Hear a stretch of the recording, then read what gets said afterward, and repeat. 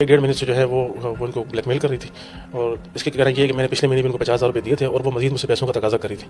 तो मुझसे चूँकि पैसों का अरेंजमेंट नहीं हो रहा था और वो मुझे बार बार तंग करी थी, तो इस तहश में आके इसने इनको कल बुलाया, फ़ोन किया इसने कि आप आ जाएँ बैंक के बाहर, मैं खड़ा हूँ और आप आके अपने पैसे ले जाएँ।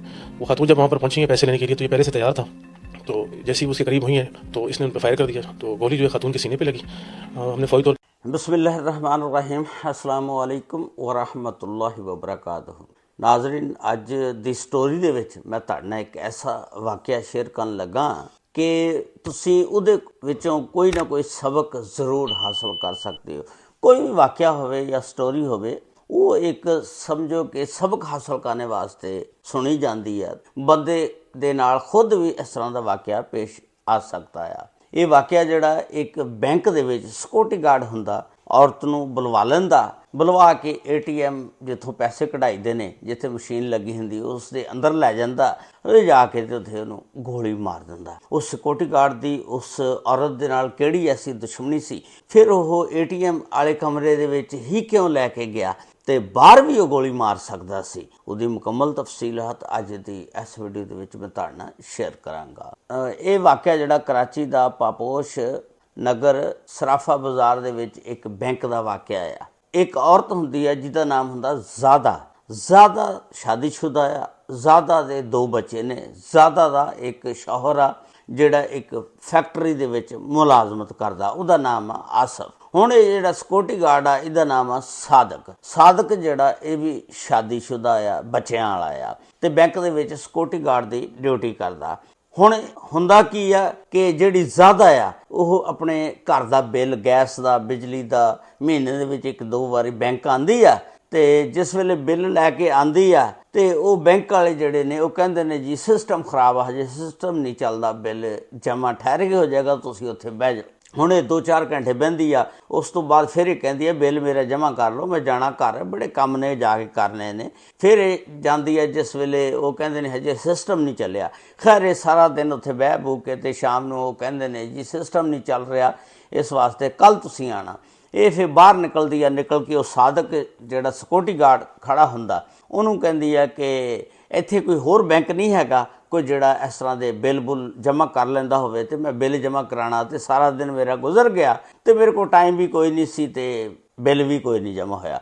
सिक्योरिटी गार्ड फड़दा बिल, कहंदा लिया मैनू पैसे फड़ा ते बिल दे ते मैं जमा करवाना। हुण सिक्योरिटी गार्ड जिहड़ा उहदे कोलों बिल पकड़दा, पैसे पकड़दा, काउंटर ते जांदा ते जमा करवा के बिल ते रसीद वापसी उन्होंने लिया के दे दिंदा। हुण बिल जमा हो गया, वो अगों ज़्यादा कहंदी बड़ी मेहरबानी, शुक्रिया, तू मेरा बिल जमा करवाता। हुण ज़्यादा हर महीने आंदी आ, कदी गैस का बिल लैके ते कदी बिजली का बिल जमा कराण ते वो सिक्योरिटी गार्ड नूं दे दिंदी आ ते वो जमा करवा के ते उहनूं दे दिंदा। उस तो बाद इन्हां दोनों दे तलकात बन जांदे ने, एक दूजे दे नाल नंबर दा फिर लैण देण हुंदा। उस तो बाद फिर ये बड़ी लंबी चौड़ी गपशप लाउंदे ने। उस तो बाद फिर बाहर मिल मिलाण दा तरीका शुरू हो जांदा। उस तो बाद बाहर मिलदे ने। फिर ये जदों मिलदे ने ते ये जिहड़ी ज़ादा आ उहदे नाल वीडियो बना लैंदी आ, उहदे नाल सादक दे नाल वीडियो बनाती रहती। जिहड़ा भी काम करते हैं, कोई पीज़ा खाते हैं, दुकान ते जाते हैं, जिमें भी हुंदा जिहड़ियां सारियां वीडियो बनाई जाती आ। उस तो बाद सादक नूं कोई इतराज़ नहीं हुंदा, वो कहंदा चलो कोई गल नहीं, वीडियो बना रही हैं, कोई गल नहीं। ते उस तो बाद की करदी आ ये कुछ टाइम, ये 4 महीने सिलसिला जिहड़ा इन्हां दा चलदा रहा ते 4 महीने तो बाद ये ज़्यादा जिहड़ी आ उहनूं कहंदी है सिक्योरिटी गार्ड नूं, सादक नूं, कि मैनूं 50,000 रुपया अर्जेंट चाहिदा, मैनूं फौरी कितों लैके ते दे, मैनूं ज़रूरत आ। हुण सिक्योरिटी गार्ड कहंदा कि मेरी तो तनख्वाह तैनूं पता ही है, मैं सिक्योरिटी गार्ड हाँ, घर का खर्चा भी चलाना आ ते तनख्वाह थोड़ी जी, मैं तैनूं 50,000 रुपया कित्थों लैके दें। ये कहंदी कि मैं नहीं पता, मैनूं 50,000 लैके ते दे, जिहड़ियां तेरियां वीडियो ने मेरे को, वरना वो मैं वायरल कर दूँगा। इस सिक्योरिटी गार्ड बेचारा डर जाता। खैर इन्हें 20,000 एक बंदे कोलों फड़िया, 15-15,000 दो बंदियां कोलों फड़िया ते फड़ के उन्होंने 50,000 पूरा करके देता। उस तो बाद फिर कुछ टाइम, कुछ अरसा गुजरदा ਤੇ ਇਹ ਸਿਕਿਉਰਿਟੀ ਗਾਰਡ ਨੂੰ ਫਿਰ ਕਹਿੰਦੀ ਆ ਕਿ ਮੈਨੂੰ 40,000 ਜਿਹੜਾ ਜ਼ਰੂਰੀ ਚਾਹੀਦਾ, ਮੈਨੂੰ ਬੰਦੋਬਸਤ ਕਰਕੇ ਦੇ। ਸਿਕਿਉਰਿਟੀ ਗਾਰਡ ਕਹਿੰਦਾ ਕਿ ਬੰਦੀ ਇਹ ਅੱਲਾ ਦੀ ਹੈ, ਅੱਗੇ ਮੈਂ ਤੈਨੂੰ 50,000 ਰੁਪਇਆ ਦਿੱਤਾ, ਮੈਂ ਗਰੀਬ ਆਦਮੀ ਹਾਂ, ਇੱਕ ਸਿਕਿਉਰਿਟੀ ਗਾਰਡ ਹਾਂ, ਬੈਂਕ ਦੇ ਵਿੱਚ ਗਾਰਡ ਦੀ ਡਿਊਟੀ ਕਰਦਾ, ਮੇਰੀ ਥੋੜ੍ਹੀ ਜਿਹੀ ਤਨਖਾਹ ਮੈਂ ਤੈਨੂੰ ਕਿੱਥੋਂ ਦਿਆਂ। ਉਹ ਕਹਿੰਦੀ ਆ ਕਿ ਅਗਰ ਤੂੰ ਨਹੀਂ ਦੇਂਗਾ ਤਾਂ ਜਿਹੜੀਆਂ ਵੀਡੀਓ ਨੇ ਤੇਰੀਆਂ ਮੈਂ ਉਹ ਵਾਇਰਲ ਕਰ ਦਾਂਗਾ। ਉਹ ਲੜਕੀ ਫਿਰ ਇਹਨੂੰ ਬਲੈਕਮੇਲ ਕਰਦੀ ਆ ਤੇ ਉਹ ਜਿਹੜਾ ਸਿਕਿਉਰਿਟੀ ਗਾਰਡ ਫਿਰ ਡਰ ਜਾਂਦਾ। ਉਹ ਕਹਿੰਦਾ ਹੁਣ ਮੈਂ ਤਾਂ ਫਸ ਗਿਆ ਤੇ ਕੀ ਕਰਾਂ ਮੈਂ।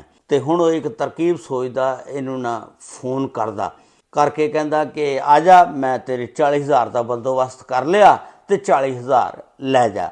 ਇਹ ਇਹਨੂੰ ਬੈਂਕ ਬੁਲਵਾ ਲੈਂਦਾ। ਜਿਸ ਵੇਲੇ ਬੈਂਕ ਜ਼ਿਆਦਾ ਆ ਜਾਂਦੀ ਆ, ਇਹ ਜਿਹੜਾ ਸਿਕਿਉਰਿਟੀ ਗਾਰਡ ਆ ਇਹ ਉਸ ਔਰਤ ਨੂੰ ATM ਵਾਲੇ ਕਮਰੇ ਦੇ ਵਿੱਚ ਲੈ ਜਾਂਦਾ, ਕਿਉਂਕਿ ਬਾਹਰ ਜਿੰਨੇ ਵੀ ਨੇ ਸਾਰੇ ਕੈਮਰੇ ਲੱਗੇ ਹੁੰਦੇ ਨੇ। ਇਹਨੇ ਕਿਹਾ ਕਿ ATM ਵਾਲੇ ਕਮਰੇ 'ਚ ਲੈ ਜਾਂਦਾ। ਜਿਸ ਵੇਲੇ ਉਸ ਕਮਰੇ ਦੇ ਵਿੱਚ ਲੈ ਕੇ ਗਿਆ, ਲਿਜਾ ਕੇ ਪਿਸਟਲ ਕੱਢ ਕੇ ਤੇ ਠਾ ਜਿਸ ਵੇਲੇ ਗੋਲੀ ਚੱਲਦੀ ਆ, ਉਹਦੀ ਆਵਾਜ਼ ਜਿਹੜੀ ਆ ਬਾਹਰ ਸੁਣਦੀ ਆ, ਕਿਉਂਕਿ 2-3 ਗਾਰਡ ਹੁੰਦੇ ਨੇ ਬੈਂਕ ਦੇ ਵਿੱਚ, ਸਿਕਿਉਰਿਟੀ ਤੇ ਮਾਮੂਰ। ਤੇ ਉਹ ਬੈਂਕ ਵਾਲੇ ਦੂਸਰੇ ਸਿਕਿਉਰਿਟੀ ਗਾਰਡ ਜਿਹੜੇ ਨੇ ਦੌੜਦੇ ਨੇ ਆ ਕੇ ਤੇ ਦੇਖਦੇ ਨੇ, ਇਹਨੂੰ ਪਕੜ ਲੈਂਦੇ ਨੇ। ਪਕੜ ਕੇ ਤੇ 15 ਤੇ ਕਾਲ ਕਰਦੇ ਨੇ, ਪੁਲਿਸ ਨੂੰ ਬੁਲਾ ਲੈਂਦੇ ਨੇ ਤੇ ਪੁਲਿਸ ਜਿਹੜੀ ਆ ਮੌਕੇ ਤੇ ਪਹੁੰਚ ਜਾਂਦੀ ਆ ਔਰ ਉਸ ਸਿਕਿਉਰਿਟੀ ਗਾਰਡ ਨੂੰ ਗ੍ਰਿਫਤਾਰ ਕਰਕੇ ਲੈ ਜਾਂਦੀ ਆ। ਉਸ ਤੋਂ ਬਾਅਦ ਫਿਰ ਇਸ ਦੀ ਜਿਹੜੀ ਆ ਲਾਸ਼ ਨੂੰ ਪੁਲਿਸ ਜਿਹੜੀ ਹੈ ਚੁੱਕਦੀ ਆ, ਅਬਾਸੀ ਸ਼ਹੀਦ ਹਸਪਤਾਲ ਲੈ ਜਾਂਦੀ ਆ। ਉੱਥੇ ਲਿਜਾ ਕੇ ਇਹਦਾ ਪੋਸਟਮਾਰਟਮ ਹੁੰਦਾ। ਉਸ ਤੋਂ ਬਾਅਦ ਇਹਦੇ ਸ਼ੌਹਰ ਨੂੰ, ਆਸਫ ਨੂੰ ਕਾਲ ਕੀਤੀ ਜਾਂਦੀ ਹੈ, ਜਿਹੜਾ ਇੱਕ ਫੈਕਟਰੀ ਦੇ ਵਿੱਚ ਮੁਲਾਜ਼ਮਤ ਕਰਦਾ। ਆਸਫ ਜਿਹੜਾ ਆ ਜਾਂਦਾ ਮੌਕੇ ਤੇ ਔਰ ਫਿਰ ਇੱਕ 302 ਦਾ ਮੁਕੱਦਮਾ ਦਰਜ ਕੀਤਾ ਜਾਂਦਾ ਸਿਕਿਉਰਿਟੀ ਗਾਰਡ ਦੇ ਖਿਲਾਫ। ਹੁਣ ਤੁਸੀਂ ਇਸ ਦੇ ਵਿੱਚ ਦੇਖੋ ਕਿ ਅਗਰ ਕੋਈ ਬੰਦਾ ਵੀ ਤੁਹਾਨੂੰ ਬਲੈਕਮੇਲ ਕਰੇ, ਹੁਣ ਤਾਂ ਕਾਨੂੰਨ ਹੀ ਬੜਾ ਸਖਤ ਆ ਗਿਆ। ਤੁਸੀਂ ਜਾ ਕੇ ਪੁਲਿਸ ਕੋਲ ਪਹੁੰਚੋ, ਥਾਣੇ ਜਾਵੋ, ਜਾ ਕੇ ਉਹਦੀ ਇੱਕ ਸਾਰੀ ਕਹਾਣੀ ਜਿਹੜੀ ਆ SHO ਨੂੰ ਦੱਸੋ ਵੀ ਫਲਾਂ ਬੰਦਾ ਮੈਨੂੰ ਇਸ ਤਰ੍ਹਾਂ ਬਲੈਕਮੇਲ ਕਰ ਰਿਹਾ। ਔਰ ਬਲੈਕਮੇਲਿੰਗ ਦਾ ਹੁਣ ਪਰਚਾ ਹੁੰਦਾ। ਕੋਈ ਬੰਦਾ ਵੀ ਗੰਦਾ ਮਵਾਦ ਤੁਹਾਡਾ ਜਿਹੜਾ ਫਾਹਸ਼ ਵੀਡੀਓ ਆ ਜਾਂ ਕੋਈ ਕਿਸੇ ਕਿਸਮ ਦੀ ਵੀ ਆ ਸੋਸ਼ਲ ਮੀਡੀਆ ਤੇ ਫੈਲਾਉਂਦਾ, ਉਸ ਦੀ ਬੜੀ ਸਖਤ ਸਜ਼ਾ ਆ। ਲੇਕਿਨ ਇਸ ਸਾਦਕ ਵਿਚਾਰੇ ਬੰਦੇ ਨੇ, ਸ਼ਰੀਫ ਬੰਦਾ ਕੋਈ ਹੋਏਗਾ, ਨਹੀਂ ਇੰਨੀ ਸੂਝ-ਬੂਝ ਹੋਏਗੀ ਕਿ ਉਸ ਬੰਦੇ ਨੇ ਕਾਨੂੰਨ ਨੂੰ ਆਪਣੇ ਹੱਥ 'ਚ ਲੈ ਲਿਆ ਔਰ ਬਲੈਕਮੇਲ ਹੁੰਦਾ ਇੱਥੋਂ ਤੱਕ ਚਲਾ ਗਿਆ ਟੈਨਸ਼ਨ ਕਿ ਅਗਰ ਮੇਰੀਆਂ ਤਸਵੀਰਾਂ ਵਾਇਰਲ ਹੋ ਗਈਆਂ, ਮੇਰੇ ਬੱਚੇ ਵੇਖਣਗੇ, ਕੀ ਹੋਏਗਾ। ਲੇਕਿਨ ਇਹ ਗੱਲ ਤਾਂ ਤੈਨੂੰ ਪਹਿਲਾਂ ਸੋਚਣੀ ਚਾਹੀਦੀ ਸੀ ਨਾ ਸਾਦਕ ਸਾਹਿਬ ਨੂੰ ਕਿ ਅਗਰ ਮੈਂ ਇਸ ਔਰਤ ਦੇ ਨਾਲ ਤਾਲੁਕ ਬਣਾਉਣਾ ਤੇ ਇਹ ਕਿੱਥੇ ਤੱਕ ਜਾਣਗੇ। ਉਦੋਂ ਤਾਂ ਫਟਾਫਟ ਤਾਲੁਕ ਬਣਾ ਲੈ। ਲੇਕਿਨ ਬਾਅਦ ਦੇ ਵਿੱਚ ਜਦੋਂ ਉਹਨੇ ਬਲੈਕਮੇਲ ਕੀਤਾ, ਫਿਰ ਇਹਨੂੰ ਹੋਸ਼ ਆਈ, ਸਮਝ ਆਈ। ਫਿਰ ਆ ਕੇ ਇਹਨੇ ਕੀ ਕੀਤਾ ਕਿ ਉਹਨੂੰ ਬੁਲਵਾ ਕੇ ਤੇ ਕਾਨੂੰਨ ਨੂੰ ਆਪਣੇ ਹੱਥ 'ਚ ਲੈ ਲਿਆ ਤੇ ਉਹਨੂੰ ਗੋਲੀ ਮਾਰ ਦਿੱਤੀ ਗਈ। ਔਰ ਇਸ ਤਰ੍ਹਾਂ ਇਹ ਦਿਲਖਰਾਸ਼ ਵਾਕਿਆ ਸੀ। ਹੁਣ ਇਹਦੇ ਮੁਤਲਕ ਤੁਹਾਡੀ ਰਾਏ ਕੀ ਆ? ਤੁਸੀਂ ਕਮੈਂਟਸ ਬਾਕਸ ਦੇ ਵਿੱਚ ਆਪਣੀ ਰਾਏ ਦਾ ਇਜ਼ਹਾਰ ਜ਼ਰੂਰ ਕਰਨਾ ਕਿ ਉਸ ਔਰਤ ਨੂੰ ਇਸ ਬੰਦੇ ਨੇ ਸਹੀ ਮਾਰਿਆ ਜਾਂ ਗਲਤ ਮਾਰਿਆ। ਲੇਕਿਨ ਗਲਤੀ ਦੋਨਾਂ ਸਾਈਡਾਂ ਤੋਂ ਆ, ਕਿਉਂਕਿ ਲੜਕੀ ਇਹਨੂੰ ਬਲੈਕਮੇਲ ਕਰਦੀ ਸੀ, ਇਹਨੇ ਵੀ ਉਹ ਆਪਣਾ ਉਹਦੇ ਨਾਲ ਤਾਲੁਕਾਤ ਬਣਾਏ, ਜਿਹਦੀ ਵਜ੍ਹਾ ਨਾਲ ਇਹ ਇੱਥੋਂ ਤੱਕ ਗੱਲ ਪਹੁੰਚ ਗਈ ਕਿ ਆਖਰਕਾਰ ਉਹ ਟੈਨਸ਼ਨ ਦੇ ਵਿੱਚ ਉਹਨੂੰ ਇਹ ਕੰਮ ਕਰਨਾ ਪਿਆ। ਅੱਲਾਹ ਤਾਲਾ ਸਭ ਤੇ ਰਹਿਮਤ ਫਰਮਾਏ। ਅੱਲਾਹ ਤਾਲਾ ਸਭ ਨੂੰ ਆਪਣੇ ਹਿਫਜ਼ੋ ਮਾਨ 'ਚ ਰੱਖੇ। ਆਮੀਨ ਸੁੰਮਾ ਆਮੀਨ। अस्सलामु अलैकुम व रहमतुल्लाहि व बरकातुहू।